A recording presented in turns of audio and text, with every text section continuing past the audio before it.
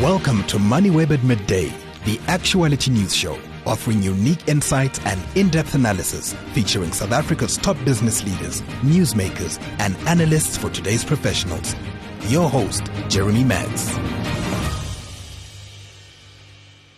Hello, and thank you for listening to Moneyweb at Midday. In the next 30 minutes, I'm going to put some context around the numbers, perspective around the politics, some clarity around the choices facing us in South Africa. Welcome. I'm Jeremy Maggs.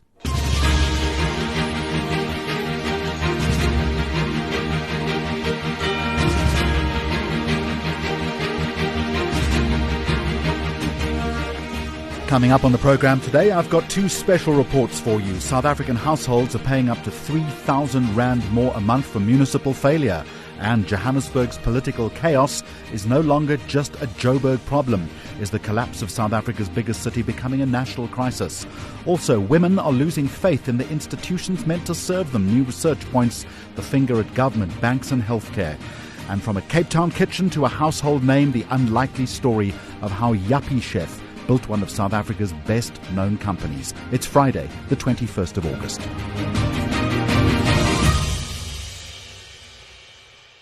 South African homeowners are paying significantly more for municipal services than they would have if charges had simply tracked inflation.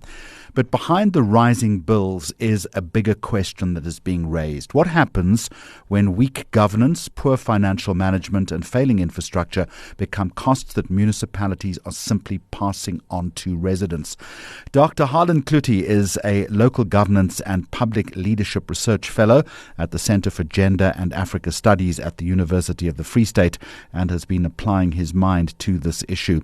Harlan, a very warm welcome to you. So when municipal bills rise faster than inflation, how much of that ultimately, in your opinion, does come down to poor governance?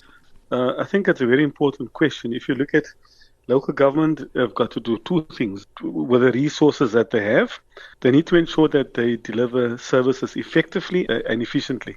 If that is compromised, then you have rising cost. Because municipalities are complex institutions. So the problem of municipalities in our research is never just one thing. It's a combination of ailing infrastructure. It's a combination of revenue collection. So it's a complex institution, but the defining determinant is leadership in the institution. If there's no ethical and accountable leadership, if the leadership is not interested in managing the institution, then this is, in many cases, the net effect. So you're suggesting that a lot of this is driven by political instability, and it's difficult for a municipality then to be properly managed when mayors, MMCs and senior officials are constantly changing. I think, Trevor Manuel, he said, government cannot spend what government doesn't have. And so a municipality must collect revenue. It must build partnerships with other spheres of government. We've seen what the Treasury has done lately in terms of withholding funds if there is not sufficient assurance of governance stability there. And so, yes, it has a net effect on that. Citizens ultimately, Jeremy, want value for their money. And they want a dividend for this democracy. And in many cases, local government has disappointed. So the real problem, as you've identified and quoted the former finance minister is saying, is that municipalities are increasingly spending money fixing the consequences rather than providing services. I'm just wondering, though, if we're at a point where it's impossible now to pull back. I think, I'm a natural optimistic, but in many instances, I've got, in my research work, I speak to local government officials all the time, and there are still some very good municipal officials out there, but the complexity is that, you need, if you look at the definition of a municipality, it's three legs like a potjie. You need political stability, you need professional bureaucrats that can run the institution, and then you need citizens that are informed and that are also participating, active citizenry. And in all of this, we cannot leave all the thinking to government alone. What the National Development Plan has identified is that what I call the ABCG model. You need the academic community, the business community, government and community, we are entering a state of co-governance where we co-create, and we cannot leave all the thinking to local government politicians alone. You also, Harlan, talk about an ethical issue as far as this problem is concerned. And I've got to wonder if it's defensible ethically to keep increasing charges when residents can plainly see services deteriorating. I think it's under the residents' watch as well. Remember, we have ward committees, and so there's a big thing about local accountability in that local government ecosystem is what the Auditor General also keeps pointing out.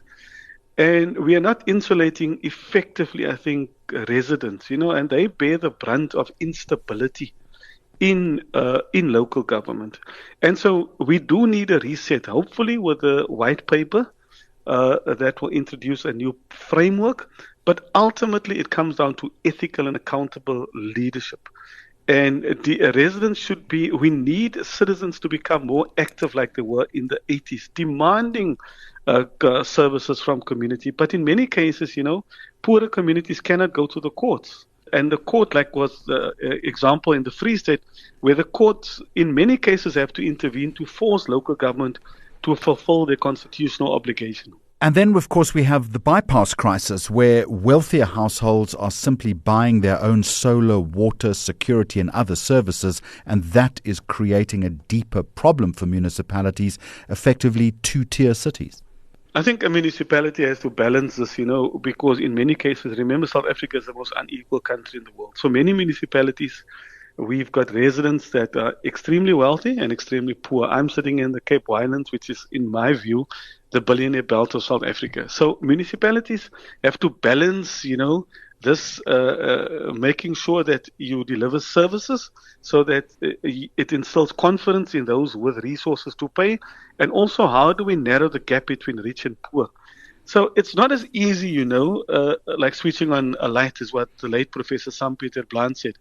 Governance is complex and municipalities have to find a balance. At the end, it's about dividends for your democracy. Are citizens getting the value for their money? And right now, the answer is no. So governance is complex, I accept that, and it's also very easy for all of us to sit on the side and make observations and to criticize. So Harlan, if you wanted to bring municipal costs under control, what governance reform would you make first? I think it's about making sure, the Auditor General, my research is in human resource development. The Auditor General said the other day we've got a 54% skill shortage in local government. I find that impossible because we've had the Skills Development Act since 1998, as well as the Employment Equity Act. So we've got a problem in municipalities of managers not managing managers. We've got a management problem. We must accept that and make sure that we grow our own timber in our municipalities. That is not happening, Jeremy. And so there's an over-reliance on consultants. So we need to make sure we need to go back to what Pravin Gordhan said, back to the basics. Managers should be managing. And we must ensure that your political leadership ask the right questions. There are too many instances where officials, administrators enjoy the protection of politicians and they get away with murder. And in the end, you know what? There can be no higher calling than working for the greater good of society. That's why they are called public servants. You work for the greater good. And so if you don't want to be there, my call is get out, because it's tantamount to treason if you steal from the poor or if you are at work but not at work. Dr. Harlan Klute, thank you very much indeed. Local Governance and Public Leadership Research Fellow at the Centre for Gender and Africa Studies at the University of the Free State. You're listening to Moneyweb at Midday. Johannesburg's decline is no longer just a Johannesburg problem. The Centre for Development and Enterprise is warning that the country's economic future is increasingly tied to whether its biggest city can be rescued. Johannesburg owes creditors a staggering amount of money, just over 25 billion rand. It faces enormous water and electricity infrastructure backlogs. Those have been well documented, and has lost something in the region of 90,000 jobs since April last year.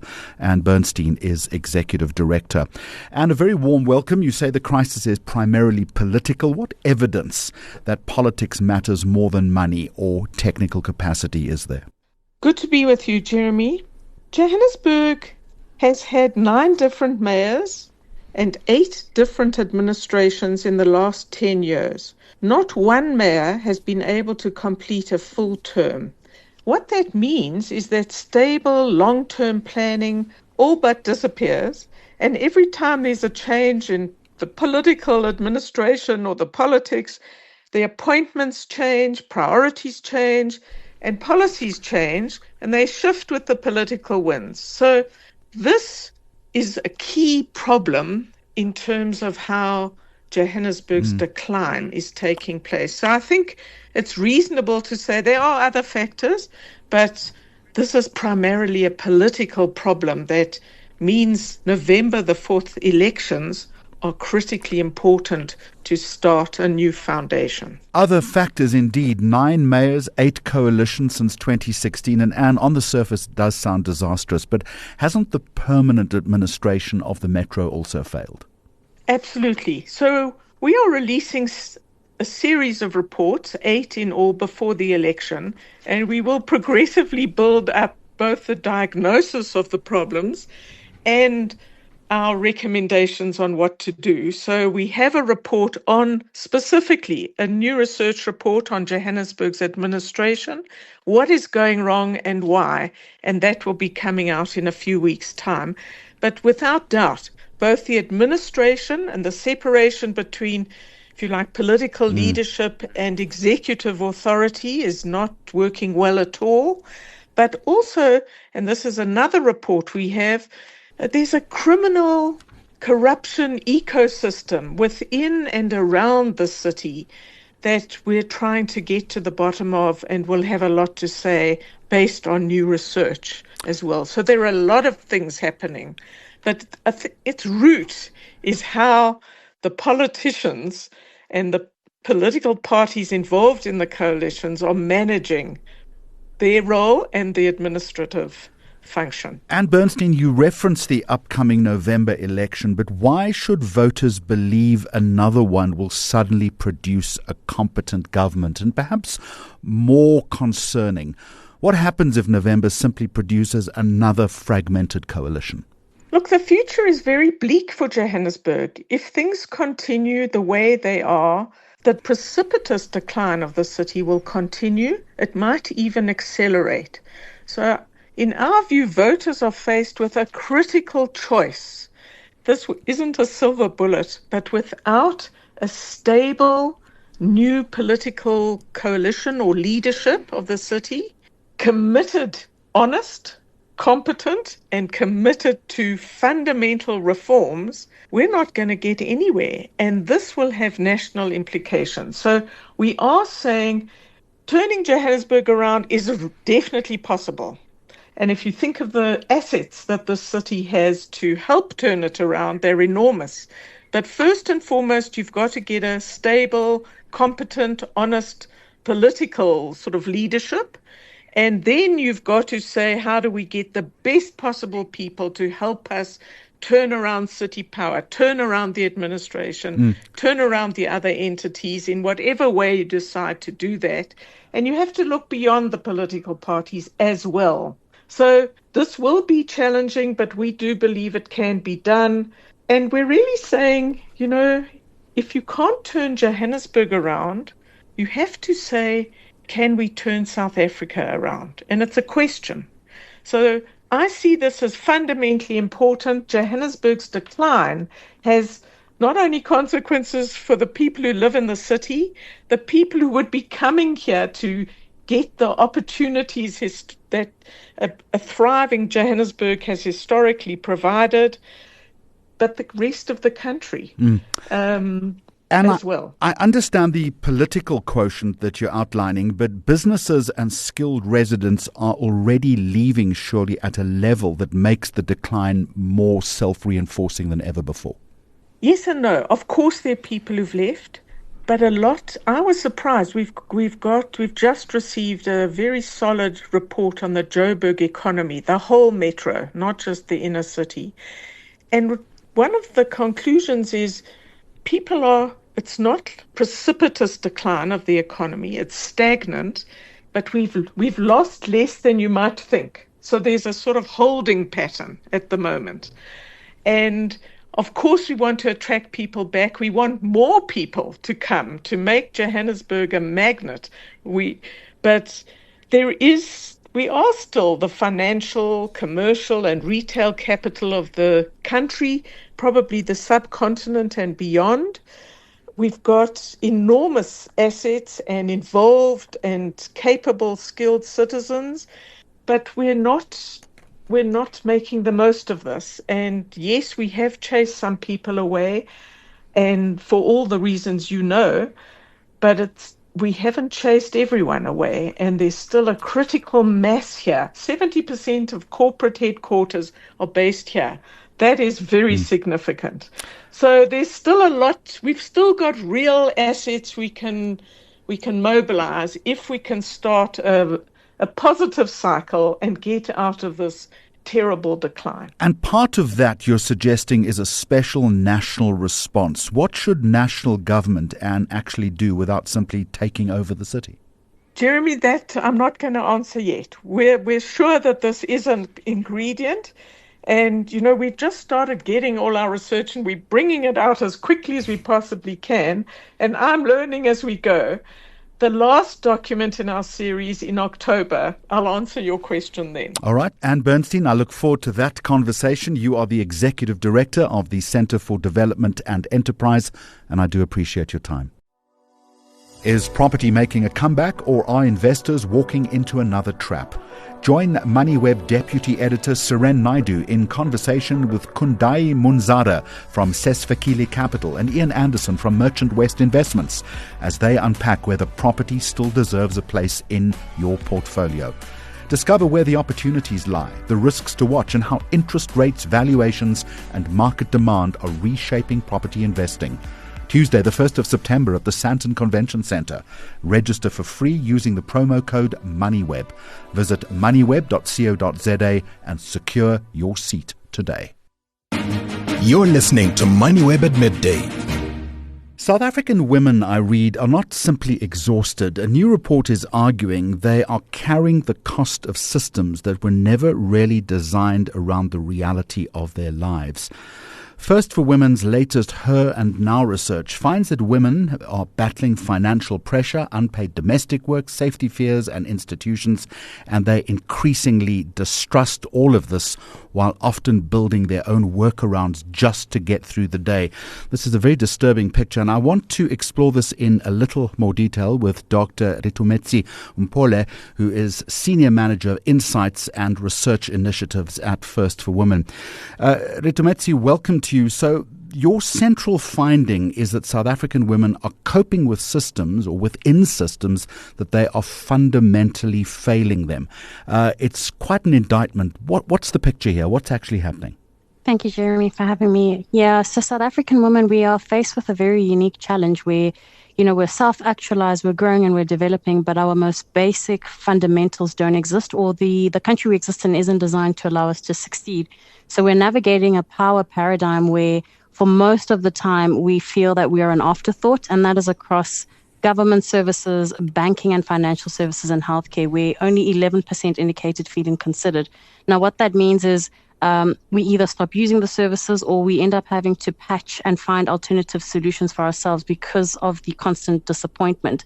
And this goes as far as when you think about trying to get credit or savings. Obviously, a lot of it is structured around linear models such as a payslip, whereas a lot of women have multiple incomes, or the declining quality of healthcare services, where we know that it is the majority of women who predominantly take up those services or need it. So that is essentially what we're picking up as the key dynamic we're navigating. How do you distinguish then a system that's designed badly simply for women from a system that is simply failing everybody?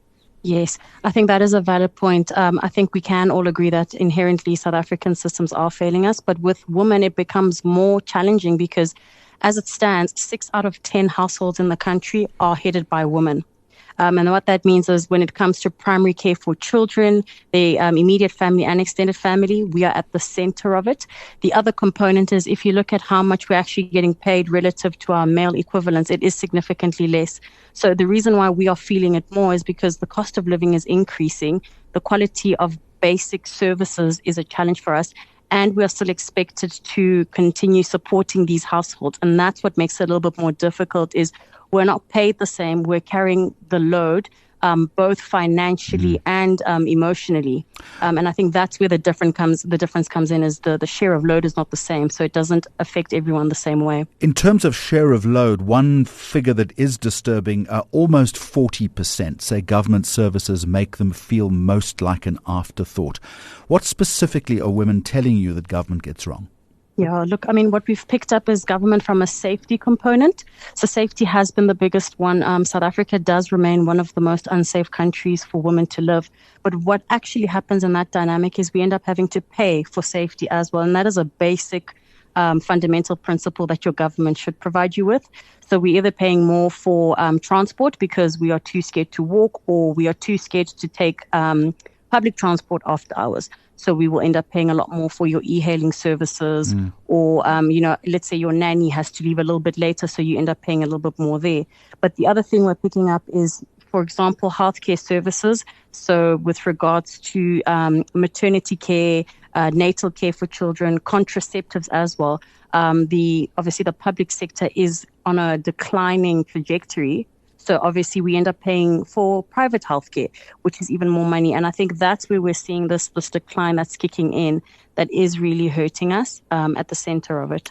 Yeah, that one figure you quote, 9 in 10 women rarely or never feel safe walking alone after dark is really worried.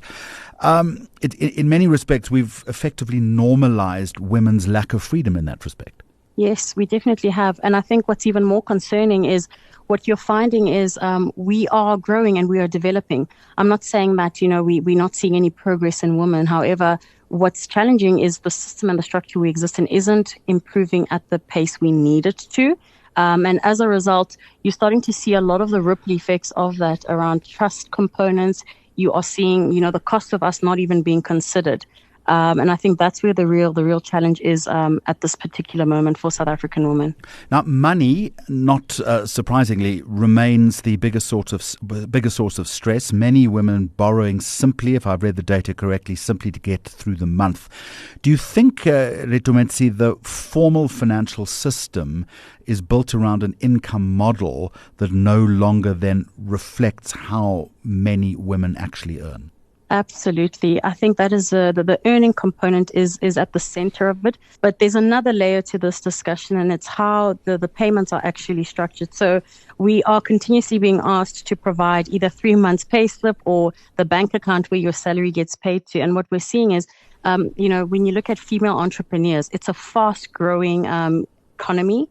But it's not taken into consideration because you may find that you have a 9 to 5 and then you have a side business, maybe you do nails and makeup, and that's not being factored in at the moment because it doesn't come in as a constant form of income. So again, that challenge kicks in where women are saying, we can afford this, we can grow, we can develop, but the structure itself doesn't accommodate the different types of money we're getting. Even something as small as the fact that we haven't still been able to navigate the payment of maintenance as an additional income.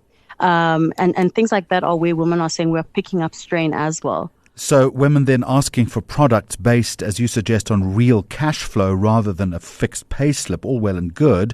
But why hasn't the financial sector already adapted, do you think, if this is such a reality? I definitely think at the center of this is, women have been overlooked. About 10 years ago, there was a whole narrative around being, very centralized around women and their growing needs and developments. And I think that conversation has fallen away. And that's actually the real reason why First for Women embarked on the Her and Now project is we wanted to be firm in saying if we are going to be dedicated towards servicing South African women, can we say we understand where women are at? And that is the whole point of this exercise is it's almost a forgotten story. And our whole intention is to shed light back into the real challenges that women are facing. To bring back the conversation and to really get brands and services and governments to really relook some of the things they're offering, how they're structured. We're not asking them to only accommodate us. We're just asking for some minor personalizations and considerations in financial service, in groceries, for example, the delivery of food after 7 p.m. because most times that's when we get home. And I think that is the crux of why we're doing what we're doing. And just a quick answer in conclusion, one of the real striking findings here, 84% of your respondents believe meaningful change will come from women themselves rather than institutions. That's a devastating vote of no confidence in government and business, isn't it? Absolutely. It really is. And I think it's unfortunate that we're here. But I think what has been encouraging is we're not waiting for someone else to create a solution for us. We're seeing a sisterhood where we're trying to build trusted networks. So yes, while the trust component is low, we do believe that we can create structures and systems for ourselves. And I think that's really where the shift is going to come from, because while we are complex beings and we're multifaceted, I think we all have some common level of understanding and a shared feeling of disappointment. And I think that's where the real shift is going to lie for us. Yeah, it's an important body of research. Dr. Ritumetsi Mpole, thank you very much indeed, Senior Manager of Insights and Research Initiatives at First for Women. Moneyweb at midday for all your up-to-date stories. Now, Yappie Chef is one of South Africa's best-known entrepreneurial success stories. But the polished brand hiding a far messier journey of uncertainty, of exhaustion, of self-doubt. In a fascinating memoir called Handwritten, the founding story of Yappie Chef, co-founder Andrew Smith goes back through years of personal journals to tell the story from the inside. I've just finished the book, and let me tell you, if you're interested in business, in entrepreneurship, this is one to read. It's a story from a two-man startup and a battered Toyota Corolla to physical stores and the eventual sale to Mr. Price. Andrew Smith, a very warm welcome to you. And a lot of this book comes from personal journals that you kept. And I don't know if I'm more impressed by the fact that a person these days still writes personal journals, or the fact that you built one of South Africa's, or helped build one of South Africa's biggest brands. Do you still journal? I do. Maybe one of the reasons is that I started in the 90s journaling when there were perhaps fewer distractions and got into the habit. And people are quite surprised by the fact that I journal every day. But I've found it very valuable, and I'm very grateful that I did, because when it came to writing this book, I certainly couldn't have remembered a conversation that we had in 2007 or what I was feeling, after the various ups and downs of the journey. Yeah, look, I can't even remember a conversation I had yesterday, so I think it's a very good idea. Andrew, you talk about the story of it being insane luck, naivety, and delayed gratification. Is that the secret to entrepreneurship? Wow, I mean that is a great summary of it. I do enjoy the discovery that I had about luck and perseverance and how those two fit together. I think every story that we read about or hear about where there's been a whole lot of success, when you dig into it, you'll see there's a bunch of luck that happened. Something they got a lucky break at somewhere along the line. It might have been in the timing or a big deal that they struck, or in our case it was perhaps that we knew people who were importing QZ Pro, which was the first brand, and we thought he has an opportunity. But a lot of luck only comes over time, and if you haven't persevered to stay in the game long enough, then you don't achieve that luck. And so one of our extra secret sauce was, as you say, the delayed gratification, where we worked on Yappie Chef for 5 years before we took a salary. Shane and I, the founders, and then Paul, our third partner, who we brought on.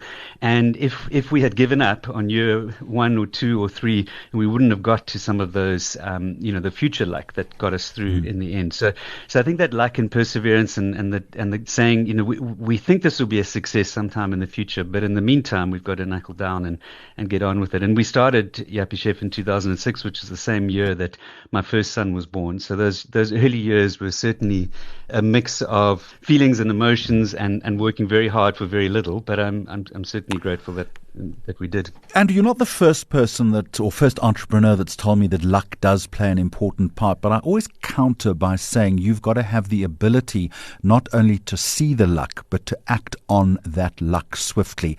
In Yappie Chef's case, how did you do that? Well, and there's one famous example, which is perhaps just a case study, is when we hijacked the Woolies Lovebirds domain in 2010. So Woolworths had put out a Valentine's campaign, and they had advertised a website address, and they had misspelt the website address in their marketing material. So it was on a Sunday night, and Shane spotted it, and he messaged me, and we said, well, let's buy the domain that they missed out on. And seizing the luck was because on that Monday morning, Shane and myself and Paul, who were the three effectively directors and shareholders and senior staff members. We didn't have to submit it to a committee or put it through a marketing plan.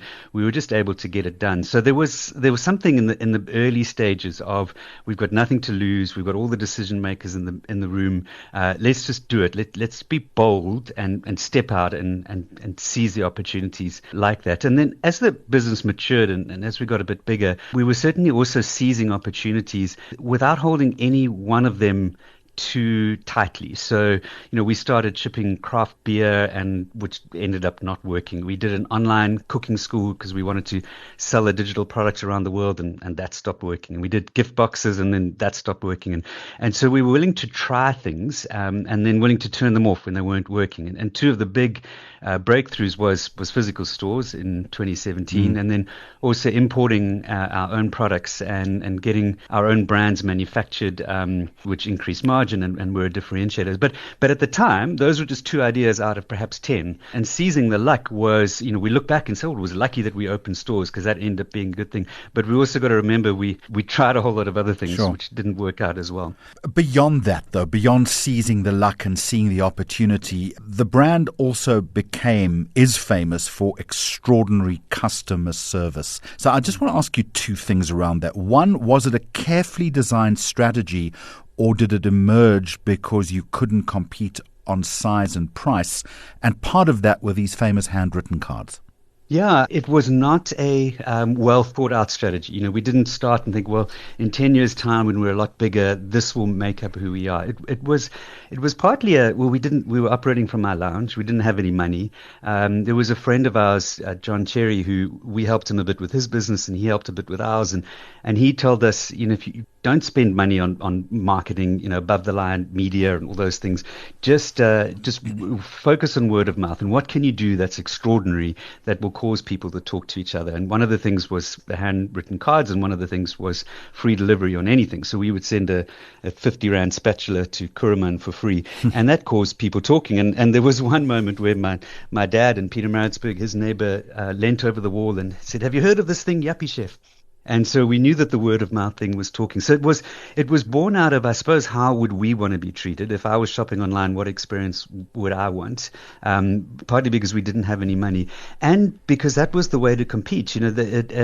A lot of traditional retail stores, if you plonk yourself down in a mall that has a whole lot of foot traffic walking past, you're pretty much guaranteed to have some people walking in and making a sale. But we didn't have that. We had to fight for every customer, and if we got them, if they actually checked out on our site, well, then let's do whatever we can to make sure we can keep them, because they were a really precious commodity in those days. And we treated customers well, and I think it ended up being an eventual major part of our success, even if it wasn't deliberate on day one. So much to talk about, but time is always against us. I'm going to fast forward, I think, to 2021. Eventually, the company acquired by Mr. Price. And maybe the lesson here for any successful entrepreneur: how do you know when selling the company you've built is success rather than surrender? Is it a combination of seeing the opportunity and a bit of burnout, or one of the other?